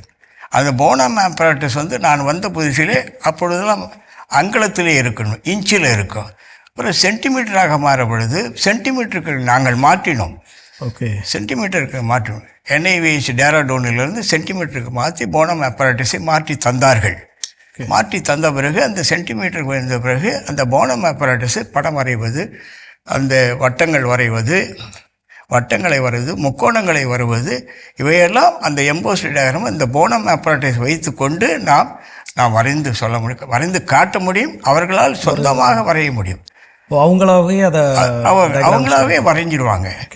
ஆனால் பரீட்சைக்கு செல்கின்ற பொழுது அவர்களுக்கு வந்து இதையெல்லாம் கொண்டு சென்று செய்ய முடியாது. இந்த 3 கிடைக்கின்ற 2.5 மணி நேரத்திலே அவர்கள் செய்வதற்கு இயலாது. செய்ய முடியாது என்ற காரணத்தினாலே அவர்களுக்கு வந்து ஸ்கிரைபை வைத்து எழுதுகின்றோம். ஸ்கிரைப் அவர்களுக்கு சொல்லுவார்கள், இவர் ஒரு தொடுகோடு வரைய வேண்டும் என்று சொல்வார்கள். தொடுகோடு வரைகிறது அப்படின்னு சொன்னால் மாணவர்கள் சொல்லுவாங்க, இப்படி வந்து ஒரு புள்ளியை வந்து எடுத்து 5 சென்டிமீட்டர் வந்து ஒரு சர்க்கிள் வரைஞ்சிடுங்க சார், அது வரைஞ்சிடுங்க சொல்லுவாங்க. ஒரு கோடை போட்டு கொண்டுங்க சொல்லுவாங்க. அந்த கோடை 2ஆக பிரித்து கொள்ளுங்க. அந்த மையப்புள்ளியிலிருந்து வந்து நீங்கள் இன்னொரு வட்டத்தை ஒன்று 2 சொல்ல அவங்க செய்கிற மாதிரி இதே மாதிரி அவர்கள் இப்போ சொல்லுவாங்க. இதில் எனக்கு ஒரு சின்ன சந்தேகம் சார். என்ன அப்படின்னா, இப்போ விஷுவலி சேலஞ்சு இல்லை இன்னும் பிற மாற்றுத்திறனாளி எல்லாருக்குமே வந்து அவங்களுக்கு பதிலாக இன்னொருவர் வந்து தேர்வு எழுதுவதற்கு எனக்கு அனுமதி இருக்கின்றது. அதை நிறைய பேர் வாலண்டியராகவும் செஞ்சிட்ருக்காங்க. இப்போ நிகழ்ச்சி பார்க்கக்கூடிய அன்பர்கள் கூட அந்த டவுட் இருக்கும். இப்போ ஒரு ஆசிரியராக நீங்கள் என்ன அப்படின்னா, அவர்களுக்கு கற்றுக் கொடுப்பதற்கான ஒரு பட்டய படிப்பு நீங்கள் ஒன்று படித்ததான் நீங்கள் சொன்னீங்க. பூந்தமல்லியில் போய் அதை ஒரு 1974 நீங்கள் அதை படிச்சிங்க. இப்போ இது போல் இந்த தேர்வு எழுதுவதற்கு அந்த எழுதக்கூடிய நபருக்கு எதுவும் தகுதிகள் எதுவும் வேண்டுமா, இல்லை யார் வேண்டுமானாலும் விருப்பப்படக்கூடிய தன்னார்வலர்கள் இந்த மாதிரியான குழந்தைகளுக்கு உதவி செய்யும் வண்ணம் தேர்வு எழுத அனுமதிக்கப்படுவார்களா? ஆனால் தேர்வு எழுதுவதற்கென்று நிச்சயமாக ஒரு பயிற்சி பெற வேண்டும். என்னுடைய அனுபவத்தை வைத்து கொண்டு சொல்கிறேன். கணக்கு தேர்வு எழுதுவதற்காக மற்ற தேர்வுகளை எழுதிவிடலாம், யார் வேணாலும் எழுதிவிடலாம். ஒரு ஸ்கிரைபாக, ஒரு ரைட்டராக எழுதிவிடலாம். சொல்வதை கேட்டு எழுதுவது தான், அது யார் வேணாலும் செய்து விடலாம். ஆனால் கணக்கு பாடத்தை பொறுத்தவரை அல்லது அறிவியல் பாடத்தை பொறுத்தவரையில் அவர்களுக்கு எழுதுவதற்கு சிறிது நேரம் பயிற்சி பெற்ற பிறகுதான் அவர்கள் அதற்காக சில ஆசிரியர்களுக்கு சில அறிவுரை எழுத வருகின்ற ஆசிரியர்களுக்கு நாங்கள் அறிவுரை வழங்குவோம். இப்படி நீங்கள் எழுத வேண்டும், இப்படி கேள்வி கேட்கின்ற பொழுது அவர்கள் பதில் சொல்லுங்கள், நீங்கள் இப்படி எழுத வேண்டும், அவர்களுக்கு புரிந்து கொண்டு போய் எழுதுவார்கள். அவ்வளவுதான். நிச்சயமாக. ஸோ அப்போ யார் வேண்டுமானாலும் அந்த ஒரு போதிய பயிற்சியும் ஒரு சின்ன அனுபவமும் அது இருந்தால் போதுமானது. நிச்சயமாக நன்றாக எழுத முடியும். இப்போ நீங்கள் நம்முடைய சென்ட் லூயிஸ் பள்ளியில் இருந்து மாணவர்கள் எழுதுறதுக்கு இப்போ ஒரு நிகழ்ச்சி பார்க்கக்கூடிய அன்பர்கள் விருப்பப்படுறாங்க, நானும் இது போல் அந்த தேர்வு சமயங்களில் உதவி செய்யணும் அப்படின்னா, இப்போ அவங்க யாரை வந்து அங்கே நம்ம பள்ளியில் வந்து தலைமை ஆசிரியர் இருக்கின்றார். தலைமை ஆசிரியர் எப்பொழுதுமே காத்து கொண்டிருக்கின்ற தலைமை ஆசிரியர் மான்போர்ட் இப்போது தற்சமயம் இருப்பவர் டாக்டர் இன்னாசி ஆசிர். அவர் 25 ஆண்டுகள் படித்தறிந்து நிறைவு செய்திருக்கின்றார். அவரிடம் நாம் அணுகினால் போதுமானது. நிச்சயமாக சார். இப்போ இந்த குழந்தைகளுக்கு எல்லாருமே நீங்கள் சொன்னீங்க, நம்ம அந்த கற்பனை எல்லாருமே வந்து கற்றுக்கொள்கின்ற பொழுது இப்போ ஒரு ஸ்டோரி டெல்லிங் அப்படின்னு சொன்னாலும் கூட ஏதோ ஒரு அரசர் வருகிறார் அப்படின்னு சொல்றப்போ ஒவ்வொருத்தருக்கும் ஒவ்வொரு விதமான கற்பனை அப்படிங்கிறது இருக்கும். நிச்சயமாக ஒரு சிலர் அரசர் வந்து கிரீடம் வச்சுட்டு வரலாம், ஒரு சில அரசரை வந்து அவருக்கு வாள் எல்லாம் எடுத்துட்டு ஒவ்வொருத்தரும் அவங்களுக்கு ஏற்றார் போல கற்பனை அப்படின்னு செஞ்சுக்குவாங்க. இப்போ இந்த காட்சிகள் எதுவுமே இல்லை, இந்த குழந்தைகளுக்கு காட்சி அப்படிங்கிறது கிடையாது. அப்படி இருக்க சூழல்ல இவர்களுடைய கற்பனை, நீங்கள் நிறைய அனுபவங்களை வச்சிருக்கீங்க. 51 ஆண்டுகள் அப்படிங்கிறது சாதாரண விஷயம் கிடையாது. இந்த 51 ஆண்டுகள் நாம் ஒரு விஷயத்த சொல்ல முயற்சி பண்ணியிருப்போம், அவங்க அதை வேறு விதமாக ஒன்று புரிஞ்சுக்கிட்டாங்கன்னா அதை சரிப்படுத்துவது எப்படி, அது எந்த அளவுக்கு அது நிச்சயமாக கடினமாக இருக்கும். நாம் ஒன்று சொல்வது அவர்கள் வேறு விதமாக புரிந்து கொள்வது நிச்சயமாக பாடங்களிலே கூட நடக்கும். நீங்கள் சொல்வது போல ஒரு அரச கற்பனை என்பது கூட நிச்சயமாக இருக்கும். இப்பொழுது நாங்கள் ஒரு தடவை ஒரு சுற்றுலாவுக்கு செல்கின்ற பொழுது அவங்க ஒருவர் மௌனமாக நின்று கொண்டிருப்பார், அரசரை போன்று நின்று கொண்டிருப்பார். அரசர் இப்படித்தான் இருப்பார் என்று அன்னைக்கு அவரிடம் தொட்டு கண்டேன். அவர் யாரிடம் பேசவே மாட்டார். ஆனால் இந்த மாணவர்களுக்காக அவர் பேசினார். எப்படி இருப்பார் என ஒரு கம்பீரமாக நிற்பது எப்படி. நாங்கள் நாடகங்கள் நிறைய நடத்துவோம். நாடகங்கள் நடத்துவது மூலமாக அவர்களுக்கு நாடகங்களை நடத்தி அந்த பாத்திரங்களை ஏற்று நாடகங்கள் அப்படிங்கிறப்போ ஆசிரியர்கள் சேர்ந்து செய்கிறதா இல்லை அந்த மாணவர்களை வைத்து ஆசிரியர்கள் எழுதுவார்கள் நாடகத்தை, மாணவர்கள் நடித்து காட்டுவார்கள். சில நேரங்களே மாணவர்களே எழுதி மாணவர்கள் நடிக்கின்ற நேரமும் உண்டு. அவர்களே ஆசிரியர் இது போன்ற அரசர் போன்ற நாடகங்களை இப்பொழுது கூட நாங்கள் செய்தோம். ஆஸ் யூ லைக் நாடகத்தை நடத்தி காட்டினேன். ஆஸ் யூ லைக் நாடகத்தை நடத்தி அண்மையிலே ஒரு நாடகம் அரசர் நாடகத்தை நடத்தி காட்டினேன். இப்போ இந்த மாதிரியான தருணங்கள்ல இப்போ விஷுவலி சேலஞ்சு குழந்தைங்களுக்கு டயலாக்ஸ், ஓகே நம்ம டயலாக்ஸ் இதுதான், இந்த டயலாக் இப்படி சொல்லணும், இந்த மாதிரியான உடல் அசைவுகள் இப்படிலாம் இருக்கணும்னு சொல்லி நம்ம அவங்களுக்கு ஏதோ கற்றுக் கொடுக்குறோம். ஓகே, இப்போ வந்து அங்கே செவித்திறன் குறைபாடு இருக்கக்கூடிய குழந்தைகளும் இருக்கிறாங்க இல்லைங்களா? இப்போ அவங்களுக்கு எப்படி அவளுக்கு நான் கற்பித்த அனுபவம் உண்டு. முதலாக 1976ஆம் ஆண்டு அவர்களுக்கு எஸ்எஸ்எல்சி பாடத்தை போதித்து அவளுக்காக தனியாக அமர்ந்து நாங்கள் வந்து பாடங்கள் ஐந்து பாடங்களுக்கு ஒரு பாடம் தமிழ் மீடியமாக இருந்தாக இங்கிலீஷ் எக்ஸம்ஷன், இங்கிலீஷ் மீடியமாக தமிழ் எக்ஸம்ஷன் என்ற வழியில் அவர்களுக்கு பாடத்தை கற்பித்து முதலாக 77ஆம் ஆண்டு அடையாறு சென்ட் லூயிஸில் வந்து டெஃப் மாணவர்களை தனியாக அனுப்பி வைத்தோம். 21 மாணவர்களை அனுப்பி வைத்தோம். 21 மாணவர்களும் தேர்ச்சி பெற்றார்கள். அப்பொழுது அதிலிருந்து அப்படியே தொடர்ந்து வந்து 1990ஆம் ஆண்டு சென்ட் லூயிஸ் ஸ்கூல் வந்து ஹையர் செகண்டரி ஸ்கூலாக மாறியது. அப்பொழுது ஹையர் செகண்டரி ஸ்கூலில் நான் டெஃப் ஸ்கூலில் நான் வேலை செய்தேன். அவர்களுக்கு பாடம் நடத்திய அனுபவம் உண்டு. அவளுக்கு ஒரு பாட்டை நடத்துவது என்பது மிக சவாலான காரியம். அந்த பாடலினுடைய மோட்டோ, அந்த பாடலினுடைய தீமு, அந்த பாடலினுடைய மெசேஜ் எப்படி போய் சேரும்னு சொல்ல முடியாது. ஆனால் அவர்களுக்கு போய் சேர வேண்டிய அவளுக்கு அசைவுகள் மூலமாக, லிப் ரீடிங் மூலமாக செய்வோம், சில செய்கை மூலமாக்கணும், பிளாக் போர்டில் வந்து எழுதி காட்டி செய்வோம். நான் இப்போது எழுது அப்படிங்கிறப்போ நம்ம ஒவ்வொரு எழுத்துக்களுக்குமான அந்த ஒளி, அதுதான் இது இந்த எழுத்து ABC அப்படின்னு சொல்லி நம்ம அடிப்படையில் இருந்து எல்லாரும் கற்றிருந்திருக்கிறோம். இப்போ செவித்திறன் குறைபாடு இருக்கிறவர்களுக்கு அந்த ஒளி என்னன்னே அவங்களால கேட்க முடியாது. அப்படி இருக்கின்ற பொழுது அவர்களுக்கு எப்படி அதனுடைய பொருள்? செவித்திறன் குறைபாடு உள்ளவர்கள் ஒரே அளவிலே குறைபாடு இல்லை, கேட்கின்ற சக்தி உள்ளவர்களும் இருக்கின்றார்கள். கேட்கின்ற த டிகிரி ஆஃப் டிஃப்னஸ் என்றது வேறு, அவருக்கு வேறுபட்டு ஒவ்வொரு மாணவர்களும் வேறுபட்டவர்கள். Each individual is different. அதுமாதிரி பிளைண்ட் மாணவர்களும் ஈச் இண்டிவிஜுவல் இஸ் டிஃப்ரெண்ட். ஒவ்வொரு தனிப்பட்டவர்கள் அவர்கள். அந்த டிஃப்ரென்ஸ் தனியாக degree of blindness varies from person to person. ஒவ்வொரு மாணவருக்கும் வேறுபட்டது. இந்த மாணவனை போல் இல்லை. சில மாணவருக்கு வெளிச்சம் தெரியும், சில மாணவருக்கு நான் சட்டை அடைந்தால் என்ன கலர் சட்டை என்று சொல்லுவான். சில மாணவருக்கு ஒன்றுமே தெரியாது. சில மாணவருக்கு சுத்தமாக நன்றாக தெரியும். படிப்பு எழுத்துக்கள் தெரியாது, உருவங்கள் தெரியாது, வருவது போவது தெரியும். ஒவ்வொரு மாணவரும் வித்தியாசமானவர்கள் தான். நான் ஒரு கட்டுரை எழுதியிருக்கின்றேன். அன்னை வேளாங்கண்ணி என்ற ஒரு இதில் வேளாங்கண்ணி அந்த ஸ்தலத்திலிருந்து வருகின்ற ஒரு புத்தகமானது, அதில் எழுதியிருக்கின்றேன். இவர்கள் வித்தியாசமானவர்கள் என்று ஒரு கட்டுரை எழுதியிருக்கின்றேன். ரொம்ப நாளுக்கு முன்னே எழுதியிருக்கேன். இவர்கள் வித்தியாசம்.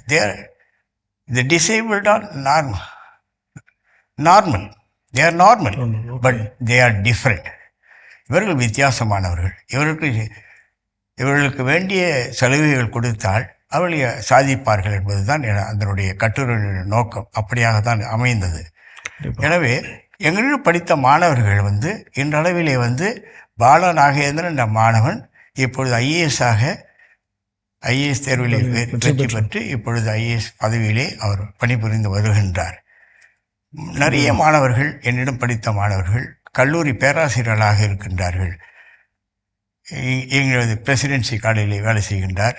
பிறகு பச்சைப்பாஸ் கல்லூரியில் வேலை செய்கின்றார். பாண்டிச்சேரியில் சென்ட்ரல் யூனிவர்சிட்டியில் வேலை செய்கின்றார். நிறைய மாணவர்கள், என்னிடம் படித்த மாணவர்கள் வேலை செய்கின்றார்கள். ஆசிரியர்களாக வேலை செய்கின்றார்கள். பிடி அசிஸ்டன்ட், பிஜி அசிஸ்டண்டாக வேலை செய்கின்றார்கள். இசை ஆசிரியர்களாக வேலை செய்கின்றார்கள். நிறைய பேர் வேலை செய்து கொண்டிருக்கின்றார்கள். அவர்கள் வாழ்க்கையிலே அவர்களுக்கு வந்து ஒரு பிளேஸ்மெண்ட் கிடைக்க வேண்டும். எங்களுடைய இது வந்து உழைப்பு என்பது அவர்களுக்கு not only to educate but also to rehabilitate them. அவர்கள் வாழ்க்கையிலே ஒரு நல்ல பதவியிலே ரீஹாபிலிட்டேஷன் இஸ் வெரி இம்பார்ட்டன்ட். கண்டிப்பாக அரசாங்கம் அதைத்தான் செய்து கொண்டு இருக்கிறது. இன்றைய அரசாங்கம் அதைத்தான், அந்த ரீஹாபிலிட்டேஷனை தான் செய்கின்றோம். நாங்கள் எஜுகேஷன் தருகின்றோம், அந்த ரீஹாபிலிட்டேஷன் பார்ட் அவங்க தந்து கொண்டு இருக்கின்றார்கள். நல்ல வழி தந்து கொண்டு இருக்கின்ற பொழுது அவர்கள் வாழ்க்கையிலே உயர முடியும். எல்லா சலுகைகளும் தந்து கொண்டு இருக்கின்றார்கள் நாளவிலே. கண்டிப்பாக நீங்கள் சொல்கிறப்போ எல்லா ஆசிரியருமே அந்த ஆசிரியர் பணி ஒரு அறப்பணி அப்படின்னு சொல்வதற்கு காரணமே அதுதான். ஏன்னா அது கற்றுக் கொடுக்கக்கூடிய ஆசிரியர் அதே இடத்துல இருந்து ஒவ்வொரு ஆண்டும் அடுத்தடுத்த மாணவர்களுக்கு கற்றுக் கொடுத்து உருவாக்கி கொண்டே இருக்கிறார். அதில் உருவாகக்கூடிய மாணவர்கள் இன்றைக்கி உலகின் பல நிலைகளில் உயர்ந்த நிலையில் இருக்கிறப்போ அதுதான் அந்த கற்றுக் கொடுத்த ஆசிரியருடைய ஒரு பெருமை அப்படிங்கிறது உங்களுடைய பகிர்விலிருந்தே புரிஞ்சிக்க முடியுது. ஐயன் வள்ளுவர் வந்து அழகான ஒரு திருக்குறள் சொல்லியிருப்பார், ஈன்ற பொழுதினும் பெரிதுவக்கும் தன் மகனை சான்றோன் என கேட்ட தாய் அப்படின்னு சொல்லி. அப்போ அதுபோல் ஒவ்வொரு ஆசிரியருக்கும் தன்னுடைய மாணவன் ஒரு சான்றோன், அப்படின்னு கேட்கக்கூடிய அந்த ஒரு விஷயந்தான் வந்து மிகப்பெரிய ஒரு கொடுப்பனையாக இருக்கும். அந்த வகையில் உங்ககிட்ட படித்த பல மாணவர்கள் இன்று கலெக்டராகவும் பல கல்லூரிகளில் பேராசிரியர்களாகவும் இசை ஆசிரியர்களாகவும் பணி செய்கிறது வந்து ரொம்ப ரொம்ப மகிழ்ச்சிக்குரிய ஒன்று. இப்போ எவ்வளவோ ஆசிரியர் பணிகள் நம்ம இருக்குது நம்ம கற்றுக் கொடுப்பதற்கு அப்படின்னு சொல்லி, குறிப்பாக இந்த ஒரு மாணவர்களுக்கு மாற்றுத்திறனாளிகளுக்கு பணி செய்யணும் அப்படிங்கிற ஒரு விஷயம் உங்களுக்கு எப்போ ஒரு உந்துதலாக இருந்துச்சு சார்? எனக்கு வந்து நான் முதலாக வந்து சேர்கின்ற பொழுது ஒரு பார்வையற்ற மாணவர்களுக்கு வேலை செய்ய போகிறோன்னு எனக்கு தெரியாது. ஒரு ஸ்கூல்னு கேள்விப்பட்டேன், அவ்வளோதான். என்னுடைய தந்தையார் வந்து இந்த மான்போர்ட் பள்ளியில் வேலை செய்ததால் அவர் 55 ஆண்டுகள் பணியாற்றினார் என் தந்தையார். என்னுடைய மனைவியார் துணைவியாரும் இந்த பள்ளியிலே தான் வேலை செய்தார்கள். அவர்கள் 30 ஆண்டுகள் பணி செய்தார்கள். நான் வேலை செய்கின்ற பொழுது தொடக்கத்திலே நான் சென்ற பொழுது பார்வையற்ற மாணவர்கள் என்னை தடவுவார்கள், தடவி பார்த்து கொள்வார், என்னுடைய உருவத்தை பார்ப்பார்கள். நீங்கள் பார்வை உள்ளவரா பார்வையற்றவரா என்று கேட்பார்கள். நான் எடுத்த உடனே நான் சொன்னேன், நான் பார்வையற்றவன் என்று நான் சொன்னேன். உடனே என்னை அவர்களுக்கு மிகவும் பிடித்து போய்விட்டது. பிறகு பார்வையற்றவன் என்று சொல்லியிருந்தேன். நான் பிறகு கொஞ்ச நேரம் பொறுத்து நான் சொன்னேன், எனக்கு பார்வை உண்டு தம்பி, ஆனால் உங்களுடைய ரியாக்ஷன் எப்படி இருக்குன்னு பார்த்தேன். ஆனால் அவர்கள் மிகவும் என்னை நேசித்தார்கள். பார்வையற்ற மாணவர்கள் நேசிக்க நான் தொடர்ந்து இருக்கின்றேன். நான் பணி செய்வதற்கு காரணமே மான்போர்ட் சகோதரர்கள் கொடுக்கின்ற ஊக்கமும் ஆக்கமும் தான் இந்த இது.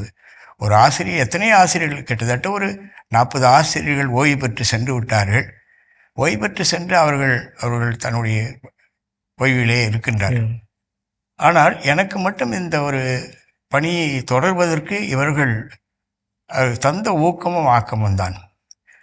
நான் தினந்தோறும் வேலை செய்கின்றேன். வேலை செய்வதற்கு அவர்கள் தருகின்ற அந்த ஊக்கம் ஆக்கமும். அது மட்டுமல்ல, இந்த மாணவர்களும் எவ்வளவு இருக்க வேண்டும், இந்த மாணவர்களுக்கு நம்முடைய டீச்சிங் இருக்க வேண்டும் அப்படி என்று நான் இன்றளவு நான் வந்து கொண்டிருக்க காரணம் அதுதான்.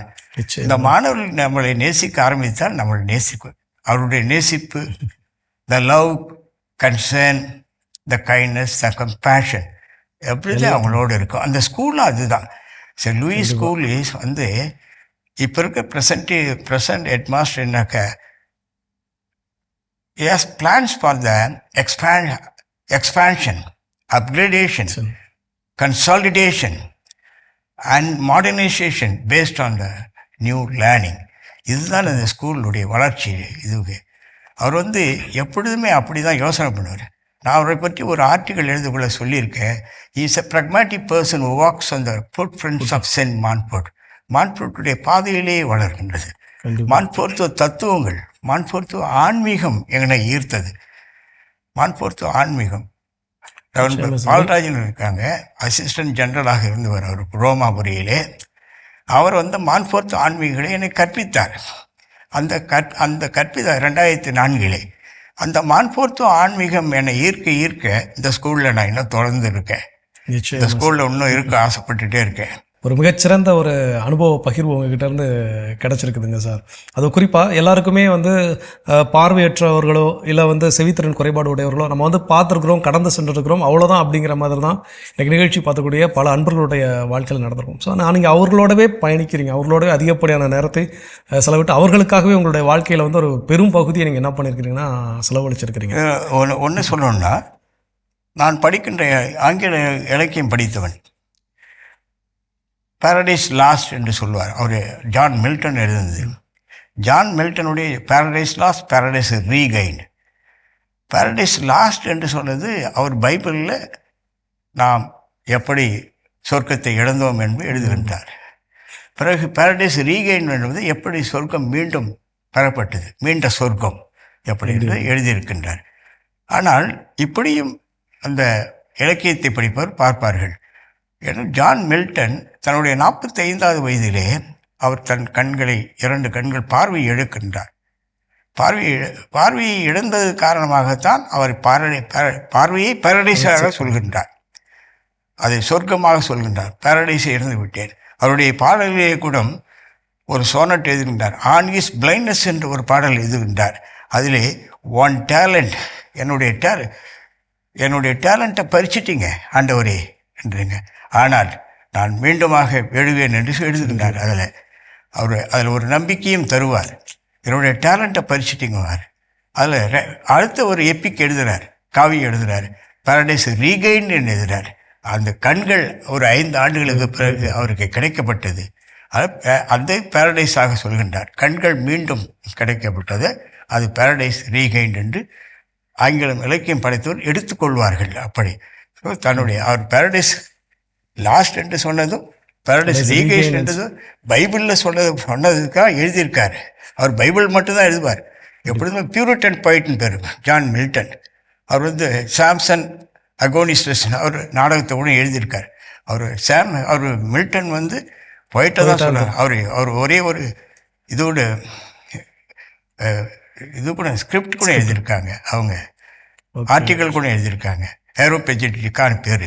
எனவே நிறைய மில்டனுடைய அது ஒரு பெரிய தாட், பிளைண்டுக்கு ஒரு பெரிய தாட். அதை படிக்க வேண்டும், கண்டிப்பாக நிச்சயமாக அதை படிக்க வேண்டும். நிச்சயமாக சார். நீங்கள் அது அவருக்கு ஒரு ஊக்கம், அதை படிக்கின்ற பொழுது.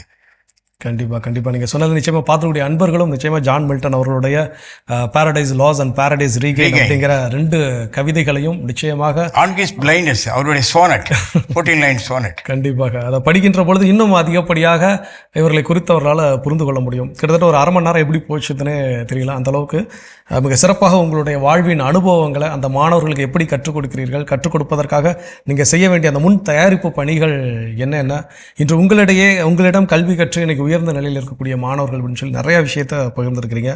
குறிப்பாக மாதா தொலைக்காட்சி அன்பர்கள் ஒவ்வொருவருக்குமே தெரியாத பக்கங்களை இன்று நீங்கள் தெரிய வைத்திருக்கிறீர்கள் நிச்சயமாக.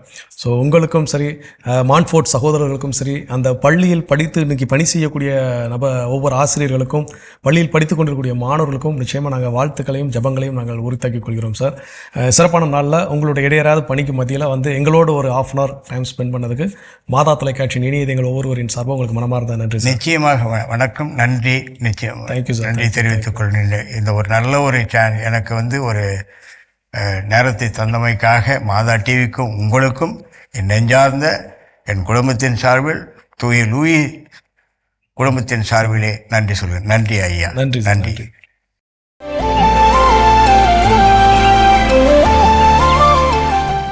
நிகழ்ச்சிகள் உங்களை மீண்டும் அன்புடன் வரவேற்கின்றோம். நீங்கள் பார்த்து கொண்டிருப்பது மாதா தொலைக்காட்சியின் கடவுள் வணக்கம். சிறப்பான நாளில் மகிழ்ச்சியோட நம்ம பேசிட்டு இருக்கிறோம் நம்முடைய கடவுள் வணக்கம் நிகழ்ச்சியில். இந்த திருவருகை காலத்தில் சிலருக்கு நாம் கடிதங்களை எழுதலாம், யாருக்காக எதற்காக அப்படின்னு. அதில் அடுத்ததாக யாரை சொல்றாங்கன்னா, இப்போ ஆறுதல் தேடி இருப்பாங்க இல்லையா, அவங்களுக்கு பணம் காசு இதெல்லாம் பெருசா கிடையாது, பொருள் உதவிலாம் தேவைப்படாது. ஆனா மனதிற்கு ஒரு ஆறுதல் தேவைப்படக்கூடிய ஒரு நபர் இருப்பாங்க இல்லையா, அந்த மாதிரி நபருக்கு ஒரு ஆறுதலான வார்த்தைகளை கொண்டு ஒரு கடிதத்தை அவங்களுக்கு நீங்க எழுதுங்க அப்படின்னு சொல்றாங்க. நிச்சயமா இது ரொம்ப இது எப்படி வார்த்தைகளை விவரிக்கிறதுன்னு எனக்கு தெரியல. ஏன்னா இது ஒரு உணர்வுபூர்வமாக நடந்த ஒரு நிகழ்வு. என்னுடைய அம்மா அவங்க ஃபுல் அண்ட் ஃபுல் வளர்ந்தது சிஸ்டர் கான்வென்ட்டில் தான். தாத்தா இல்லை அப்படிங்கிறதுனால சின்ன வயசில் இறந்துட்டதுனால அருட்சகோதரிகள் தான் படிக்க வச்சு எல்லாமே அவங்கள ஆளாக்குனது. அப்போது சிஸ்டர் எமிலினா மேரி அப்படின்னு சொல்லி இப்போ அவங்க இல்லை, அவங்க தான் அவங்கள நான் பெரியம்மான்னு தான் நான் கூப்பிடுவேன். ஸோ அந்த அளவுக்கு எங்கள் அம்மாவுக்கு ஒரு அக்கா போல் இருந்து வழி நடத்தி எல்லா சூழலுமே. அவங்க ஒரு வேறு கான்வென்ட் போகிறப்பெல்லாம் அங்கேருந்து என்ன பண்ணுவாங்கன்னா லெட்டர் அந்த லெட்டர் இன்னும் எங்கள் அம்மா என்ன பண்ணியிருக்காங்கன்னா பத்திரமா வச்சுருக்காங்க. அப்போ ஒரு முறை எதுக்கோ நான் அவங்கக்கிட்ட ஏதோ எங்கள் வீட்டில் எங்கள் சண்டை போடுறப்போ, ஏன் இந்த மாதிரி என்னை ரொம்ப கட்டுக்கோப்பாக இப்படி வச்சுக்கிறீங்க அப்படின்னு சொல்லி ரொம்ப எக்ஸ்ப்ளோர்டாகி பேசுகிறப்போ ஒரு கடிதத்தை, அவங்க எழுதின கடிதத்தை தான் கொடுத்து என்ன பண்ணாங்கன்னா படிக்க வச்சாங்க. அப்போ அந்த கடிதத்தில் இருக்கக்கூடிய வார்த்தைகள், ஆறுதல் அளிக்கக்கூடிய வார்த்தைகள், அந்த வார்த்தையில் நம்ம எதற்காக இந்த உலகத்துக்கு வந்திருக்கிறோம் அப்படிங்கிறத உணர்ச்சி மனம் அதில் இருந்துச்சு. அந்த விஷயங்கள் அது ரொம்ப பர்சனலான விஷயங்கள். அப்போ இது என்னன்னா, நமக்கு எத்தனையோ அவங்க எழுதுனது எனக்கு கிடையாது, அம்மாவுக்கு தான் எழுதிருக்கிறாங்க. எத்தனையோ ஆண்டுகள் கழித்து தான் அதை நான் என்ன பண்றேன் படிக்கிறேன். ஆனால் அது நமக்குள்ளும் ஒரு தாக்கத்தை என்ன பண்ணும், ஏற்படுத்தும். ஸோ அப்போ அந்த வகையில் ஆறுதல் தேடி அலையக்கூடிய நெஞ்சங்களுக்கு ஆறுதலாக அனுப்பக்கூடிய கடிதங்கள் அன்னைக்கு மட்டும் இல்லை, எத்தனை ஆண்டுகள் எடுத்து அதை படித்தாலும் அதில் இருக்கக்கூடிய பொருள் என்பது பொருள்படவே இருக்கும். எல்லாருக்கும் ஒரு மிகப்பெரிய தாக்கத்தை அது ஏற்படுத்தும். சூப்பர். இந்த மாதிரி ஒரு கடிதத்தை ஆறுதல் தேடுபவர்களுக்காக நம்ம எழுத வேண்டும். தொடர்ந்து பேசலாம். இப்ப அடுத்த பகுதியை பார்க்கலாம்.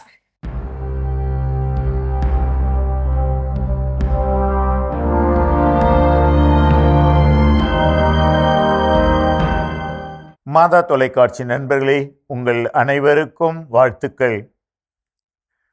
இந்த உலகிலே மனநிறைவோடு நம்மை வாழ விடாமல் தடுக்கின்ற ஒரு பெரிய தடை பொறாமை. இந்த பொறாமை குணத்தை பற்றி ஜான் வனியர் என்ற ஒரு சிறந்த அறிஞர் இப்படி கூறுவதை கேளுங்களேன். Envy comes from people's ignorance of or lack of belief in their own gifts. தனக்குள்ள கொடைகளை அறியாததாலும் தன்மீதே தனக்கு நம்பிக்கை இல்லாததாலும் ஒருவரிடம் பொறாமை ஏற்படுகிறது. நண்பர்களே, பொறாமை என்று சொல்லும்போது அடுத்தவர்களுக்கு இருக்கிற நன்மைகளை கண்டு ஐயோ அவர்கள் இப்படி இருக்கிறார்களே நான் இல்லையே என்று ஏங்குகின்ற, என்னையும் மற்றவர்களையும் ஒப்பிட்டு பார்க்கின்ற ஒரு மனப்பான்மையால் தான் இந்த பொறாமை வருகிறது. மற்றவர்கள் நல்ல நன்மைகளை பெற்றிருக்கிறார்களே. பாருங்கள், ஜான் வென்னியே குறிப்பிடுகிறார், ஏன் பொறாமை வருகிறது? 2 காரணங்களால். ஒன்று, உனக்கு இருக்கின்ற கொடைகளை நீ அறியவில்லை, உன் மீது உனக்கு நம்பிக்கை இல்லை. எனக்கு என்னென்ன திறமைகள் இருக்கிறது, ஆற்றல்கள் இருக்கிறது, என்னால் என்ன செய்ய முடியும் என்று உன்னை பற்றியே உனக்கு தெரியாத வேளையிலே அடுத்தவர்கள் செய்கின்ற சிறிய காரியத்தை எல்லாம் பார்த்து ஐயோ நான் அவர்கள் செய்கிறார்களே என்னால் முடியவில்லையே என்று பொறாமை வரும். அல்லது தன் மீது நம்பிக்கை இல்லாத போது, என்கிட்ட இந்த மாதிரி திறமைகள் எல்லாம் இருக்குன்னு தெரியும், ஆனால் இதெல்லாம் வச்சுட்டு நான் என்னத்தை செய்ய போகிறேன் என்று என் மீதே எனக்கு ஒரு நம்பிக்கை இல்லாத போது பொறாமை என்பது அங்கே தோன்றுவதற்கான வாய்ப்பு இருக்கிறது. நண்பர்களே, இந்த 2 காரியங்களையும் நம் வாழ்வில் இருந்து நாம் அகற்றினால் ஒழிய மகிழ்ச்சியாக நம்மால் வாழ முடியாது. அதாவது தனக்குள்ள கொடைகளை அறியாமல் இருக்கின்ற நிலை, அதை மாற்ற வேண்டும். தன் மீதே தனக்கு நம்பிக்கை இல்லாமல் இருக்கின்ற நிலையை அதை மாற்ற வேண்டும். அப்படி என்றால் எனக்கு என்ன திறமை இருக்கிறது என்பதை நான் அறிந்திருக்க வேண்டும். அந்த திறமைகளை பயன்படுத்தி என்னால் பல காரியங்களை சாதிக்க முடியும் என்ற அந்த நம்பிக்கை நமக்கு வேண்டும். இந்த 2ம் இருந்தால் மகிழ்ச்சியோடு வாழலாம். ஜான் வன்னியே அவர்களுடைய அந்த சொற்றொடரை நான் மீண்டும் வாசிக்கிறேன், நினைவில் கொள்ளுங்கள். தனக்குள்ள கொடைகளை அறியாததாலும் தன் மீதே நம்பிக்கை இல்லாததாலும் ஒருவரிடம் பொறாமை ஏற்படுகிறது. இனி நம்மிலே பொறாமை ஏற்படாமல் இருக்க நாம் வழி செய்வோமா? உங்கள் அனைவருக்கும் வாழ்த்துக்கள். சிறப்பான ஆண்டோர் வாக்கு பகுதி நம்ம பார்த்தாச்சு. நாம இன்னைக்கு பேசிட்டு இருக்கோம், அடுத்த கடிதம் யாருக்கு என்ன காரணத்துக்காக எழுத வேண்டும். அடுத்தது ரொம்ப முக்கியமான ஒரு நபருக்கு கடிதம் எழுதணும். அந்த கடிதம் அவர்கிட்ட எப்படி போஸ்ட் பண்ண முடியும்லாம் எனக்கு தெரியல. ஆனா நம்ம கடிதம் எழுதினா கண்டிப்பா அவர் படிப்பார் அப்படிங்கிற நம்பிக்கை எனக்கு உண்டு. எனக்கு இந்த ஃபேண்டசி ஸ்டோரினா ரொம்ப ரொம்ப பிடிக்கும். அதாவது கற்பனையான ஒரு உலகம் நாமளே உருவாக்கி கொள்வது. எனக்கு அந்த கற்பனை உலகத்துல வாழ்றதுக்கு ரொம்ப ரொம்ப பிடிக்கும். அது குறிப்பா நம்ம யூடியூப்ல ஒரு சாங் ஒன்று, என் கூடவே இரும் விஷுவல் ஒன்று பண்ணியிருப்பாங்க. கூட வரா மாதிரி, ஜீசஸ் எங்க போனாலும் நம்ம கூட இருக்கிற மாதிரி, யாருக்கு உதவி தேவையோ அவங்க கூட எல்லாம் கடவுள் இருக்கிற மாதிரி ஒரு விஷுவலைஸ் பண்ணியிருப்பாங்க. ரொம்ப அழகான பாட்டு, எல்லாரும் பார்த்துருப்போம். எனக்கு அது ரொம்ப எனக்கு தோணும். இப்ப கூட உட்காந்து பேசிட்டு இருக்கிறப்ப மேபி இந்த பக்கம் உட்காந்துருக்கலாம், இந்த பக்கம் உட்காந்துருக்கலாம் அப்படிங்கிற ஒரு எண்ணம் எனக்கு இருக்கும். அது அது ரொம்ப அழகானது. என் பக்கத்துல இருக்கிறார் அப்படிங்கிற ஒரு ஃபீல். அந்த மாதிரி எல்லாருக்கும் ஒரு காவல் தூதர் கொடுக்கப்பட்டிருக்கிறார். இது நம்முடைய கிறிஸ்தவ நம்பிக்கை. அப்ப அந்த காவல் தூதர் நான் என்ன செஞ்சாலும் என் கூட என்ன பண்றாரு, இருக்கிறாரு, எனக்கு பாதுகாப்பா இருக்கிறாரு, எனக்கு முன்னாடி பின்னாடி எனக்கு எப்படி எல்லாம் ப்ரொடெக்ட் பண்ணணுமோ ப்ரொடெக்ட் பண்றாரு. அவருக்கு ஒரு தேங்க்ஸ் சொல்லி ஒரு கடிதம் எழுதணும். அதேதான், எக்ஸாக்ட்லா. அதான் நான் சொன்ன தொடக்கத்திலே, இந்த கடிதம் எப்படி போஸ்ட் பண்றது தெரியாது, ஆனா எழுதுனா கண்டிப்பா அவர் நிச்சயமா படிப்பாரு. நிச்சயமா அவருக்கு படிப்பாரு, ஏன்னா பக்கத்துல தான் இருக்காரு இல்லையா. சோ பரவாயில்ல, நம்ம போய் நமக்கும் அப்ப எல்லாருக்கும் ஒரு காவல் தூதர் கொடுக்கப்பட்டிருக்கு. அந்த காவல் தூதர் நம்ம கூட டிராவல் பண்ற மாதிரி ஒரு ஃப்ரெண்ட் மாதிரி. குறிப்பா தனிமையில இருக்கிற நேரங்கள், எனக்கு யாருமே பேச்சு துணைக்கு ஆள் இல்லைங்கிறப்போ நிறைய பேர் சொல்றத நான் ரொம்ப தனிமையா இருக்கேன். நீங்க தனியாவே இல்ல, உங்க கூட எப்பவுமே ஒரு சம்மனஸ் இருந்துட்டே தான் இருக்காரு. அப்ப அவங்களோட பேசுங்க, அவங்களோட இன்டராக்ட் பண்ண ட்ரை பண்ணுங்க. இந்த திரைப்படங்கள்ல சில படங்கள் காட்டுவாங்க, ஏதாவது ஆவிகளோட பேசுறதுக்கு நீங்க இருக்கீங்களா, ஏதாவது எங்களுக்கு ஒரு சைன் கொடுங்க, நான் ஆமானா உருட்டுவாங்க, எல்லாம் பண்ணுவாங்க.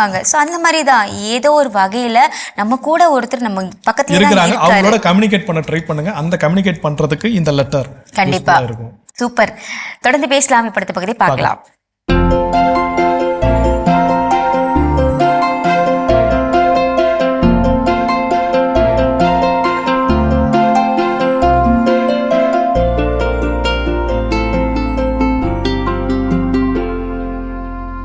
அனைவருக்கும் வணக்கம். இன்றைய பதிவில் நம்ம பார்க்க போகிற விஷயம் என்னென்னா, தென்னை மரங்களில் அடுத்து வரக்கூடிய இந்த மழை முடிஞ்ச உடனே நமக்கு என்ன தொல்லை வரப்போகுது. அதுதான் நான் சொல்ல போகிறேன். கடந்த 4 வருடங்களாக தமிழ்நாட்டில் மேற்கு தொடர்ச்சி மலையடிவாரத்தில் இருக்கக்கூடிய தென்னை மரம் மட்டும் இல்லைங்க, கடலோரத்தில் இருக்கக்கூடிய மரங்கள்லேயும் நமக்கு வந்த பிரச்சனை வெள்ளைப்பூச்சி தாக்கம், அழுகல். இது 2ம் வந்தது. இது எப்போ வந்தது? எப்போ மழை முடிஞ்சோ ஒரு வாரத்தில் வந்துட்டது. ஏன் அப்போ வரணும்? அப்படி யோசிச்சு பாருங்களேன். ஏன் அப்போ வரணும்? ஏன் மழை முடிஞ்சோடனே இலைகள்லாம் மஞ்சளாக மாறுது? மஞ்சளாக மாறினோடனே ஏன் இது வருது? தென்னை மரத்தோட அடிப்படைங்கிறது சாம்பல் சத்து. உங்களுக்கு தெரியும், தழைச்சத்து, மணிச்சத்து, சாம்பல் சத்து. NPK, nitrogen, phosphorus, potash. இதில் அந்த மரத்தோட அடிப்படை இந்த பொட்டாஷ் தான். அதனால தான் அந்த மரம் இப்படி நிமிர்ந்து நிற்கும். என்ன இது பண்ணாலும் வளைஞ்சு திருப்பி இயல்பான நிலைக்கு நிற்கும். அந்த பொட்டாஷ் முக்கியம். ஆனால் மழை பெஞ்ச உடனே மண்ணுக்குள்ளே போகிற சத்து சாம்பல் சத்து கரைஞ்சி கீழே போயிடும். அதே மாதிரி தழைச்சத்து அது கீழே போயிடும். அது போன உடனே என்ன ஆகும்? அந்த பயிர் இலைகள்லாம் மஞ்சளாக்கி இலையெல்லாம் தொங்கி அப்படியே அசந்து போய் நிற்கிறப்ப இந்த பூச்சிகள் ரொம்ப எளிமையாக தாக்கும். அப்போ அடுத்த வருடம் எனக்கு இந்த வரக்கூடிய காலத்தில் எனக்கு இந்த தொல்லை வரக்கூடாதுன்னா நான் என்னென்ன கவனங்கள் எடுக்கலாம்?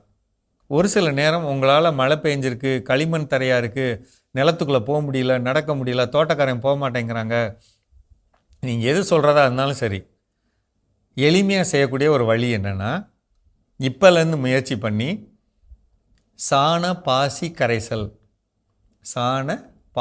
கரைசல் ப்ளூ க்ரீன் ஆல்கே ஒன்று இருக்குங்க, நாட்டு மாட்டிலேருந்து தயார் பண்ணது. கோயம்புத்தூரில் தொண்டாமுத்தில் ஒரு ஐயா தர்றார், இலவசமாக தர்றார். ஆனால் அவருக்கு வயது 80. அவரால் அனுப்ப முடியாது. நீங்கள் போயோ அல்லது ஒரு ஆளை விட்டு அனுப்பிச்சோ அதில் குறைஞ்சபட்சம் 1 லிட்டர் வாங்கிட்டு வரலாம், அல்லது 5 லிட்டர் வாங்கிட்டு வரலாம், கொடுப்பாரு. அதை நீங்கள் 200 லிட்டரில் கலந்துட்டு 1 கிலோ நாட்டு சர்க்கரை கலந்திங்கன்னா அந்த 1 லிட்டரு 200 லிட்டராக மாறிடும். இந்த 200 லிட்டர்லேருந்து ஒரு 30 லிட்டர் அல்லது 40 லிட்டர் எடுக்கிறீங்க, இன்னொரு 160 லிட்டர் தண்ணியோட கலக்குறீங்க. இதை நீங்கள் சொட்டு நீர் வச்சுருக்கீங்கள, சொட்டு நீரில் அனுப்பிச்சிருங்க. அந்த திரவத்தில் என்ன இருக்குது? 100 அப்படின்னு வச்சுக்கிட்டா 60% சாம்பல் சத்து இருக்குது, 30% தழைச்சத்து இருக்குது, 10% மணிச்சத்து இருக்குது. இந்த பொருளை நம்ம பூமியில் கொடுக்குறப்ப எத்தனை தடவை வேணாலும் கொடுக்கலாம். வீட்டில் உட்காந்துக்கிட்டே மொபைலில், நான் ஏற்கனவே சொல்லியிருக்கேன், மொபைலில் நம்ம தண்ணி பாய்ச்சலான்னு சொல்லியிருக்கேன். அந்த அமைப்பு நீங்கள் வச்சுருந்தா அப்படி பண்ணலாம். அப்படி இல்லைன்னா வெஞ்சுரியில் மாட்டி சொட்டு நீரில் கொடுக்கலாம். போகிற அளவுக்கு அது பரவிக்கும், தப்பாக போனாலும் பரவிக்கும். எல்லா மரத்துக்கு போகுதான்னு மட்டும் உறுதிப்படுத்திக்கணும். அப்படி பண்ணிட்டா மரங்களோட இயல்புத்தன்மை நல்லா இருக்கும். அப்போ இந்த பூச்சி வராது. 2வது, இந்த திரவத்து கூட 1 லிட்டரு ட்ரைகோடர்மா விரிடி இந்த திரவத்தை கலந்துக்கணும். அப்படி இருக்கிறப்ப வேர் மண்டலத்தில் இருக்க பூஞ்சை தொற்று வராது. இல்லைங்க, கடந்த வருடம் எனக்கு அதிகமாக தாக்கின இடம் அப்படின்னா அதோட வித்துக்கள் பூமியில் தான் இருக்கும். இந்த வருஷம் மழை பெஞ்சோடனே புதுசாக முளைச்சி வரும். அப்போ அதுக்கு நம்ம என்ன பண்ணணும் அப்படின்னா, அந்த ட்ரைகோடர்மா விரிடி 1 லிட்டரு கூட பேசிலோமைசிஸ் அது 1 லிட்டர் வாங்கி கலந்துக்கணும். அப்படி கலந்து எல்லா மரத்துக்கும் பிரித்து கொடுக்குறப்ப 70 மரம் இருக்குமா ஒரு ஏக்கரில், 200 லிட்டர் வச்சுருக்கோமா, மரத்துக்கு 3 லிட்டரு ஊற்றிட்டோம்னா வேரழுகல் வராது. நான் சொன்ன சாணப்பாசி கரைசல் கொடுத்தா சத்துக்கள் குறையாது. 3வது, அப்படியே நீங்கள் இந்த பதிவை பார்க்கலங்க, உங்களுக்கு இந்த தொல்லை வந்துருச்சு, என்ன செய்யணும்? இந்த சாணப்பாசி கரைசலை 200 லிட்டரு 40 லிட்டர் எடுத்து இன்னொரு 160 லிட்டர் தண்ணியோட கலந்துக்க சொன்னேன். இதை கலந்ததை இலைகளுக்கு பின்னாடி அடிங்க, அந்த பூச்சி போயிடும். பூச்சிகள் மாறி போயிடும், இறந்து போயிடும். இந்த காரியம் ரொம்ப ரொம்ப ரொம்ப முக்கியம். 2வது, மரத்தோட அந்த தலைப்பகுதி குருத்து பகுதி இருக்கு இல்லைங்களா, அங்கே அடிக்கலாம். அடிக்கிறப்ப அதோட தன்மை என்ன ஆகும்னா, வரக்கூடிய அந்த புதிய பாளைகள் சத்துக்களோடு கிடைக்க வாய்ப்பு இருக்குது. ஏன்னா உங்களுக்கு தெரியும், தென்னை மரத்தில் கீழேருந்து சத்து மேலே நகர்ந்து போய் மேலே பாலை வரதை விட கீழேருந்து அடிக்கிறப்ப நமக்கு நன்மை கிடைக்கும். இதை செஞ்சு பார்க்கலாமா? இந்த வருஷம் கண்டிப்பாக அது வீட்டு மரமோ அல்லது தோட்ட மரமோ தயவுசெய்து செஞ்சு பாருங்க. மீண்டும் சந்திப்போம். சிறப்பான உழவும் உயரும் பகுதி நம்ம பார்த்தாச்சு. நாம இன்னைக்கு பேசிட்டு இருக்கோம், சூப்பரான ஒரு இன்ட்ரெஸ்டிங்கான டாபிக் பேசிட்டு இருக்கோம். அடுத்ததா யாருக்கு என்ன காரணம் பார்க்கும்போது, நான் ஸ்டார்டிங்ல சொன்னேன்ல, எனக்கு நான் கடிதம் எழுதிக்கணும்னு சொல்லிட்டு, அது எப்படின்னா இந்த வருடத்துல நான் என்னெல்லாம் பண்ணேன், எப்படிலாம் இருந்துச்சு அப்படிங்கிறது. ஆனா இப்ப எழுத போற கடிதம் ஃபியூச்சர்ல நான் எப்படி இருக்கணும், என்னுடைய வாழ்க்கை எப்படி இருக்க போகுது அப்படின்றத ஒரு கடிதத்தின் வாயிலா நம்ம எழுதி வைக்கும் பொழுது நம்ம ஒரு நாள் எடுத்து படிப்போம் இல்லையா, என்னோட ஃபியூச்சர் எப்படி இருக்கணும், நம்ம அன்னைக்கு எழுதி வச்சோமே அதை பார்க்கும் பொழுது அடைந்தோமா இல்லையான்றத இந்த கடிதத்தின் வாயிலா நம்ம தெரிஞ்சுக்கணும். நிச்சயமாக அதை எழுதி வச்சாலே கண்டிப்பாக 100% அடைவதற்கான வாய்ப்புகள் நிறைய இருக்கு. ஏன்னா அதை எழுதியாச்சா அப்ப நம்ம அடுத்து செயல்பட தொடங்குகின்ற பொழுது நிச்சயமா நம்ம இலக்கை சென்று அடைய முடியும். அப்போ எனக்கு நானே ஃபியூச்சர்ல அந்த டைம் டிராவல் பண்ண மாதிரி இருக்கும் ஒரு கடிதம், ஆளுக்கு ஒரு கடிதம் எழுத வேண்டும். சோ சிறப்பான நாள், சிறப்பான சிந்தனை. நிச்சயமா இதை பத்தி பேசும்போது ரொம்ப மகிழ்ச்சியா இருக்கு. அப்ப அதை எழுதி உரிய நபர்களிடம் பகிர்ந்து கொள்வதன் வாயிலாக இன்னும் நிறைய நல்ல நல்ல மகிழ்ச்சியை நம்மளால என்ன பண்ண முடியும், பெற்றுக்கொள்ள முடியும். சோ அந்த எழுத்துக்கு அவ்வளவு பெரிய பவர் அப்படிங்கிறது இருக்குது. சோ அப்படிப்பட்ட எழுத்தை இன்னைக்கு வாட்ஸ்அப்ல நிறைய நேரங்கள் என்ன பண்றோம்னா, அந்த சண்டை நிமித்தமெல்லாம் உட்காந்து மெசேஜ் பண்றோம் இல்லையா, அதெல்லாம் என்ன டோன்ல நம்ம அனுப்புறோம், என்ன டோன்ல அவங்க படிக்கிறாங்க அதெல்லாம் தெரியாது. நாம ஒரு விதத்துல அனுப்பியிருப்போம், அவங்க வேறு விதத்துல படிச்சாங்கன்னா அது ஒரு பெரிய பிரச்சனை. ஆனா இந்த கடிதங்கள் அப்படிப்பட்டது அல்ல. எழுத்து என்பது உணர்வு பூர்வமானது.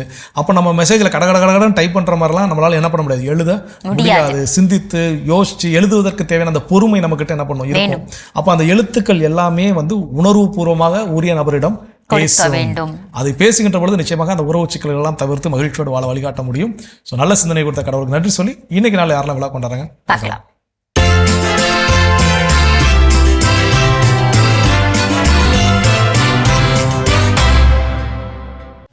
சேவியர் பிரபாகர் இன்று தனது 60ஆம் ஆண்டு பிறந்த நாளினை கொண்டாடுகிறார். இவரை வாழ்த்துபவர்கள் பெற்றோர், சகோதர சகோதரிகள், ஜேம்ஸ் வில்லியம்ஸ், ரோசரி மேரி, குடும்பத்தினர், உறவினர்கள் மற்றும் நண்பர்கள். இன்று விழா காணும் உங்கள் அனைவருக்கும் இறைவன் தரக்கூடிய அன்பான பரிசு திருப்பாடல் 91:5. இரவின் திகிலுக்கும் பகலில் பாய்ந்து வரும் அம்புக்கும் நீர் அஞ்ச மாட்டீர் என்கின்றார் ஆண்டவர். இந்த இறையாசுடன் நீங்கள் வாழ மாதா தொலைக்காட்சியின் வாழ்த்துக்களும் ஜெபங்களும்.